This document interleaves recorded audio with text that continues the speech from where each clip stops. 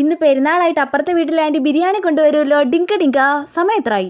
12 മണിയായോ? കൊണ്ടുവരാൻ സമയമായല്ലോ. ഇനി അഥവാ കൊണ്ടുവരൂല്ലേ? എല്ലാ പ്രാവശ്യവും കൊണ്ടുവരുന്നതല്ലേ, അപ്പൊ ഈ പ്രാവശ്യം കൊണ്ടുവരാതിരിക്കത്തില്ല.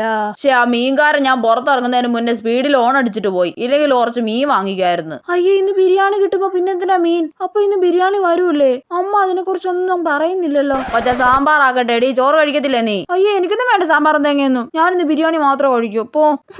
എടി, സാമ്പാർ വെക്കട്ടെ, നീ ചോറ് കഴിക്കത്തില്ലേന്ന്. അമ്മ, ഇന്ന് പെരുന്നാളായിട്ട് അപ്പുറത്തെ ആന്റി ബിരിയാണി കൊണ്ടുവരത്തില്ലേ? ആഹാ മോൾ, അതും കാത്തി ഇവിടെ ജനലിന്റെ അടുത്ത് വന്ന് ഒളിച്ചു നിൽക്കുവാണോ? അവർ ഈ പ്രാവശ്യം കൊണ്ടുവരത്തൊന്നുമില്ല. മര്യാദയ്ക്ക് സാമ്പാർ കൂട്ടി ചോറ് കഴിക്കാൻ നോക്ക്. അല്ല പിന്നെ. എനിക്ക് ബിരിയാണി വേണം, ഞാൻ കുറെ ആഗ്രഹിച്ചതാ.